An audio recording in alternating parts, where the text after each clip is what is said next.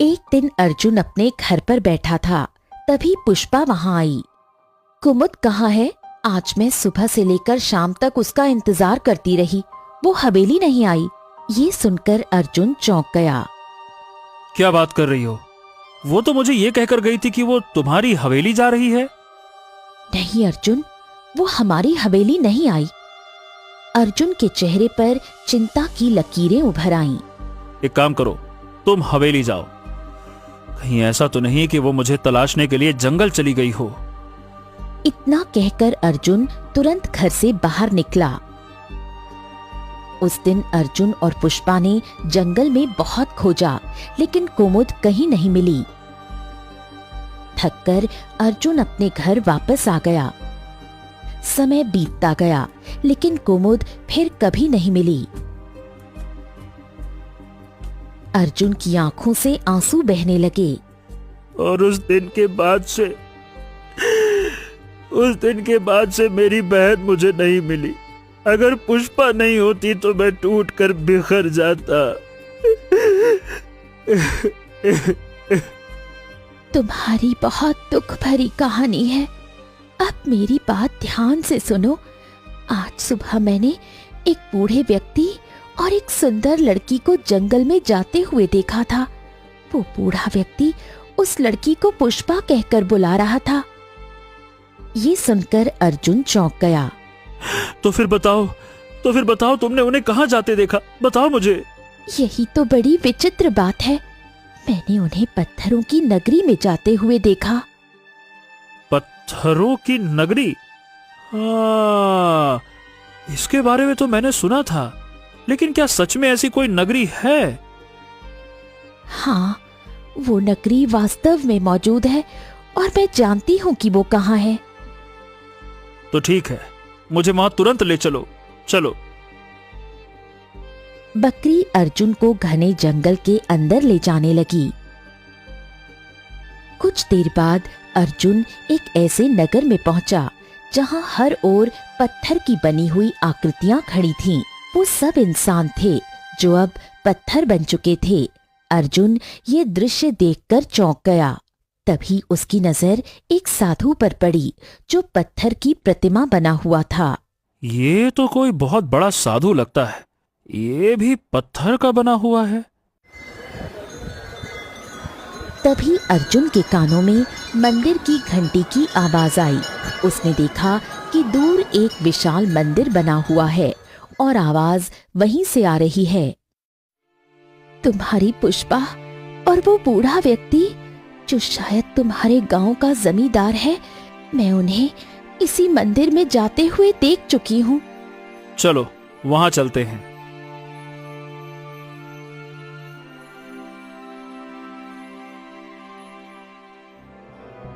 मंदिर के अंदर का दृश्य देखकर अर्जुन चौंक गया। अंदर पुष्पा एक बड़े पिंजरे में बंद थी और दूर उसका पिता जमींदार बैठा मंत्र पढ़ रहा था। ओम नमो नमे नमः। कैसे पिता हो तुम? तुमने अपनी ही पुत्री को पिंजरे में बंद कर दिया है। आखिर तुम कर क्या रहे हो? ओ अर्जुन, तो आखिरकार तुम यहाँ आ ही गए। समझ गया। तो ये बकरी तुम्हें यहाँ लेकर आई होगी, है ना? ये बकरी हमारी ही गुलाम है और हमारे लिए ही काम करती है। क्या मतलब? बस यूं समझ लो कि जो ये बकरी है ये हमारे बस में है। अब मेरी बात ध्यान से सुनो। अगर तुम अपनी पुष्पा को बचाना चाहते हो तो तुम्हें वो करना होगा जो मैं कहूंगा। अर्जुन, मेरे पिता को पता नहीं क्या हो गया है। मुझे नहीं पता था कि मेरे पिताजी कोई साधारण इंसान नहीं बल्कि एक तांत्रिक हैं। मुझे बहुत डर लग रहा है। इससे पहले कि ये कुछ कर बैठे, ये जो कह रहे हैं वो कर दो और मुझे यहाँ से आजाद करो। मुझे तो लगा था कि तुम्हारे पिता तुम्हारी शादी कहीं और करवाने के लिए गांव छोड़कर तुमको लेकर गए हैं। मुझे भी यही लगता है अर्जुन, लेकिन जब मेरे पिता मुझे यहाँ लेकर आए तब मैं चौंक गई। मैंने उनसे पूछा कि आप मुझे यहाँ क्यों लाए हैं, तो वो अचानक हंसने लगे और मुझे इस पिंजरे में बंद कर दिया। अर्जुन गुस्से से जमींदार की ओर देखते हुए बोला, आखिरकार चाहते क्या हो तुम बताओ? मंदिर के दाईं ओर जमीन में एक पत्थर गड़ा हुआ है, वहां रंग बिरंगी चमक दिखाई देगी। वो पत्थर तुम्हें निकालकर मुझे लाकर देना होगा। ये बताओ तुम खुदा ही काहे नहीं निकाल लेते? वो पत्थर केवल वो प्राप्त कर सकता है जिसके मन में किसी के लिए सच्चा प्रेम हो, और तुम मेरी पुत्री से सच्चा प्रेम करते हो, इसीलिए वो पत्थर तुम ही ला सकते हो। देख क्या रहे हो? जाओ, देर मत करो, नहीं तो मैं अपनी ही बेटी को पत्थर बना दूंगा। ये सुनकर अर्जुन क्रोधित हो गया। हाँ हाँ ठीक है ठीक है ठीक है, लेकर आता हूं मैं, ठीक है। अर्जुन मंदिर से बाहर निकल गया। बकरी भी उसके पीछे पीछे चली गई। कुछ देर बाद अर्जुन की नजर मंदिर के पास झाड़ियों पर पड़ी, जहां जमीन हल्की हल्की टूटी हुई थी। अर्जुन जमीन खोदने लगा। कुछ देर बाद उसे एक चमकता हुआ पत्थर दिखाई दिया। उसने उसे उठाया। जैसे ही उसने पत्थर को उठाया, उसकी चमक गायब हो गई। अर्जुन बकरी से बोला, मुझे तो अब तुमसे भी डर लग रहा है। तुम जमींदार के लिए काम करती हो, इसका मतलब तुम मुझे जानबूझकर यहाँ लाई हो, है ना? कोई बात नहीं, कोई बात नहीं। अच्छा हुआ कि तुम मुझे यहाँ लेकर आ गई। मैं तो पुष्पा से ही मिलना चाहता था। मैं तुम्हें बताना चाहती हूँ, अपने कान मेरे पास लाओ। बकरी उसके कान में कुछ बताने लगी। अर्जुन के चेहरे के भाव बदल गए। अर्जुन वापस मंदिर के अंदर आ पहुंचा। अर्जुन वो पत्थर जमींदार को देते हुए बोला, हाँ, अब पुष्पा को आजाद कर दो। अगले ही पल पिंजरा रंग बिरंगी किरणों के साथ गायब हो गया। पुष्पा आजाद हो गई। जमींदार मुस्कुराने लगा। आखिरकार ये पत्थर मुझे मिल गया। अब मैं इस पत्थर को सिद्ध करके बहुत शक्तिशाली बन जाऊंगा। जमींदार ने वो पत्थर पुष्पा को दे दिया। देखो पुष्पा, हमारा मकसद पूरा हो गया। क्या मतलब? मूर्ख, मैंने तुमसे कभी प्रेम नहीं किया। ये सब प्रेम का नाटक था, ताकि तुम्हारे मन में सच्चा प्रेम जागे और हम ये पत्थर हासिल कर सके।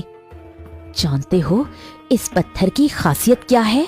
पहले हम तंत्र मंत्र करके मुश्किल से लोगों को पत्थर बनाते थे और अपनी आयु बढ़ाते थे, लेकिन इस पत्थर से सिद्ध होकर अब हम किसी भी इंसान को आसानी से पत्थर बना सकते हैं और उसकी सारी आयु छीन सकते हैं। धीरे धीरे हम अमर हो जाएंगे। ये सुनकर अर्जुन के चेहरे पर अचानक एक रहस्यमयी मुस्कान आ गई। अर्जुन बकरी को देखने लगा। तुमने सच कहा था। जब तुमने मुझे सच्चाई बताई थी तब मुझे यकीन नहीं हुआ था, लेकिन अब अपनी आंखों से देखकर यकीन हो गया। अर्जुन ने अपनी जेब से दूसरा पत्थर निकाल लिया। मैंने तुम्हें जो पत्थर दिया था वो नकली था, असली पत्थर तो ये रहा। जमींदार और पुष्पा चौंक पड़े। अब पत्थर के लोग नहीं, पत्थर के तुम दोनों बनोगे। अर्जुन ने पूरे जोर से पत्थर को जमीन पर पटक दिया। पत्थर के टुकड़े होते ही एक तेज रोशनी फैल गई। अगले ही पल जमींदार और पुष्पा पत्थर में बदलने लगे। उसी समय बकरी के शरीर से भी तेज रोशनी निकली। बकरी धीरे धीरे एक लड़की में बदल गई। वो कुमुद थी। ये कैसे हो सकता है? कैसे हो सकता है ये? 5 साल पहले मैं पुष्पा से मिलने हवेली गई थी, लेकिन जब मैंने जमींदार और पुष्पा को जंगल की ओर जाते देखा तो मुझे शक हुआ। मैं इनका पीछा करते करते इस नगरी तक आ गई।